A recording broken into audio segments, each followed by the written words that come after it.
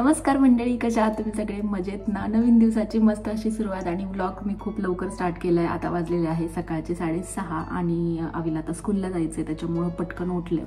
कालपर्यंत सुरू निवांत असा वेळ होता, तर तिचं आता आवरून पाठवायचं आहे। आणि आज तर खूप स्पेशल असा दिवस आहे, तो म्हणजे वटपौर्णिमा। आणि सगळ्या सुवासिनींना माझ्याकडून वटपौर्णिमेच्या खूप खूप शुभेच्छा। आता माझा हा व्लॉग येईपर्यंत सगळ्यांची पूजा वगैरे झालेली आहे। आता माझी पण पूजाची तयारी करायला घ्यायची। मी एक गोष्ट अजून एक नवीन, मागच्या 2 वर्षापासून मी दरवेळेस एक तर प्रिंट काढायचे किंवा ड्रॉइंग करून मी वडाचं झाड करायचे, तर ह्या वर्षी मी क्ले पासून मी वडाचं झाड बनवण्याचा प्रयत्न केला। आता तुम्ही म्हणशाल की ऑलरेडी तुझ्या घरामध्ये खूप सारी झाडं आहेत, तर मग तू वडाच्या झाडाचा का प्लॅन नाही केला? कारण खूप काही प्रकार मिळायला लागले आता वडाच्या झाडामध्ये पण, बोनसाई वगैरे।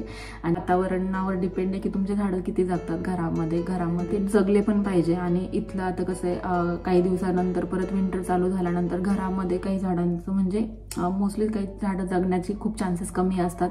वेळच्या वेळी योग्य गोष्ट त्यांना दिली तर ते व्यवस्थित सर्व्हाइव्ह करू शकतात 6 महिने। आणि म्हणून मग मला थोडी रिस्क वाटली, म्हटलं नको। त्याच्यामुळे मी इनडोअर पण नाही आणलं आणि आउटडोअर पण असं काही वडाच्या झाडाचा काही विचार नाही केला। तर ठीक आहे, आता मी क्लेपासून जे बनवलेलं आहे त्याची आज मी पूजा करणार आहे। आणि भावना महत्त्वाची, बट आवरते, अवनीला स्कूलला पाठवते आणि पूजेची जी तयारी आहे ती पण तुमच्याबरोबर शेअर करते। आणि हो, मी मेहंदी पण काढली, हे पण तुम्हाला दाखवायचं होतं मस्त। आता मला समजत नाही ट्रायपॉड कुठं ठेवू, पण म्हटलं चला त्याचबरोबर ब्लॉग स्टार्ट केलाच। तर अवनीच्या टिफिनला मी आज पनीर सँडविच बनवते। तर इतकं इन्स्टंट आहे, म्हणजे अजिबात जास्त वेळ लागत नाही। पनीर असं कुस्करून घेतलंय, त्याच्यानंतर आता कांदा घेतलाय। आता मी खाली दाखवत नाहीये की कांदा वगैरे चिरून घ्यायचं काम चालू आहे। तर आता बारीक चिरलेला कांदा घालायचा आणि त्याच्यामध्ये ना एकदम आपला गोडा मसाला, कोणताही घरामध्ये मसाला असला ना तो घालायचा। आणि मुलांच्या आवडीनुसार, म्हणजे जास्त तिखट वगैरे नसेल आवडत तर स्किप केलं तरी चालेल। वरती तुम्ही ना जमलं तर हे पण घालू शकता, टोमॅटो, तो पण छान लागतो। पण आता आवडीचं टोमॅटोचं नाही जमत एवढं, सो काकडी खाते, तर मग मी आता काकडीचे स्लायसेस असे कट करून घेणार आहे। हे तुम्हाला असा बारीक चिरून घेतलाय कांदा आणि ही काकडी, तर ह्याचे स्लायसेस मी आता वरती ठेवणार आहे त्याच्यावर। आणि हे पनीर असं कुस्करून घेतलं। याच्यामध्ये फक्त मी आता थोडीशी लाल मिरची पावडर, कारण आवडी आता तिखट खातीये, सो मी लाल मिरची पावडर आणि एक गरम मसाला रवाला आपला घरातला आणि मीठ घालून छान मिक्स करायचं आहे। कोथिंबीर घालायची आहे आणि कांदा घालायचा, मिक्स करायचा। आणि तर मी ना ह्या मसाल्याची रेसिपी मला तुमच्याबरोबर शेअर करायची, कारण हा जो मसाला आहे ना ऑल इन वन असं म्हटलं तरी चालेल, कारण त्याच्या मी 2-3 गोष्टींमध्ये ॲड केला,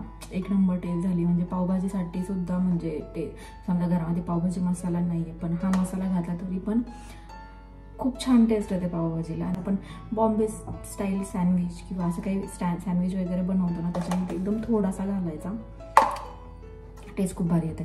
तर आता मी याची रेसिपी तुम्हाला एका शॉर्ट व्हिडिओमध्ये शेअर नक्की करणार आहे। हे एकदम थोडासा घालायचा, याच्यामध्ये ना आमचूर पावडर वगैरे घातलेली आणि खडे मसाले, आणि सगळ्या गोष्टी अशा हाताने मस्त मिक्स करून घ्यायच्या। मीठ घालायचं राहिला, चवीनुसार मीठ, कोथिंबीर असली तर कोथिंबीर घाला।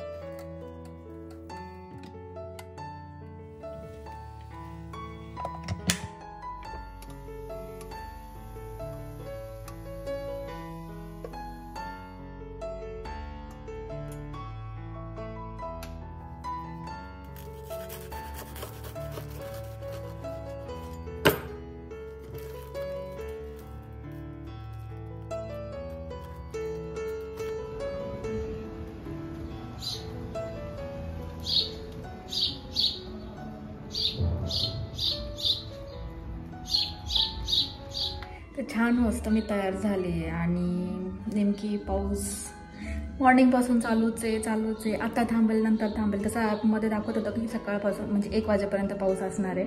आणि माझी इच्छा होती की बॅकयार्डमध्ये पूजा करायची. तर बघू, जर थोडा वेळ जरी पाऊस थांबला ना तर मी पटकन पूजा बाहेर करून घेणार आहे, कारण मला घरात नाही मांडायची. मला मस्त बाहेर वगैरे असं छान मोकळी पूजा करायची आहे. तर बघू, थोडा वेळ जरी थांबला ना तर पटकन पूजा करेल आणि ते पण दाखवेल. आणि त्याच्या आधी पूजेची जी तयारी आहे तर ती पण तुमच्याबरोबर शेअर करते मी, कारण सगळी झालेली आहे, पण तरी पण पटकन तुम्हाला पूजेचं ताट वगैरे सगळं दाखवते.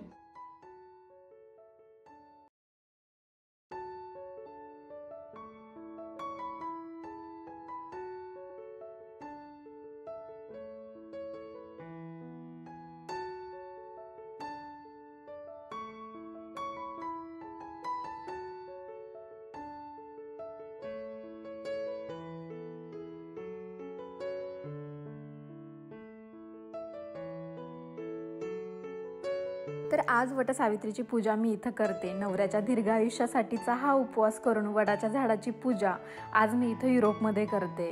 मागच्या 2 वर्षापासून काही ना काही छोटासा प्रयत्न करायचा. कधी ड्रॉइंग करायची, कधी प्रिंट काढायची, पण पूजा मात्र वटसावित्रीची करायची. लकीली यावर्षी मला सगळ्या वस्तू मिळाल्या पूजेसाठी लागणाऱ्या, म्हणजेच धागा असो, पानं असो किंवा त्याचबरोबर खोबऱ्याची वाटी, ओटीचं सामान आणि आंबे सगळं काही मिळालं. आणि आपल्या बॅकयार्डमध्ये मिळणारी फुलंसुद्धा. तर मागच्या वर्षी हे सगळं मिस करत होते, कारण एक गोष्ट मिळायची तर एक गोष्ट मिळत नव्हती. पण या वर्षी सगळ्या काही गोष्टी मला मिळाल्या आणि माझी पूजा खूप सुंदर अशी झालेली होती या गोष्टींमुळं.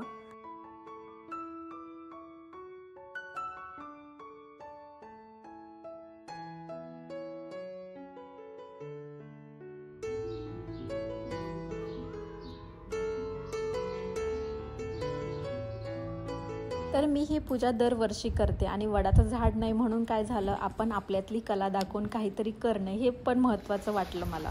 आणि तुम्हाला माझा हा एक प्रयत्न कसा वाटला, तर मी घरातच वडाचं झाड कसं तयार केलं याचा एक शॉर्ट व्हिडिओ ऑलरेडी मी आपल्या यूट्यूब चॅनलवर टाकलेला आहे, तो नक्की बघा.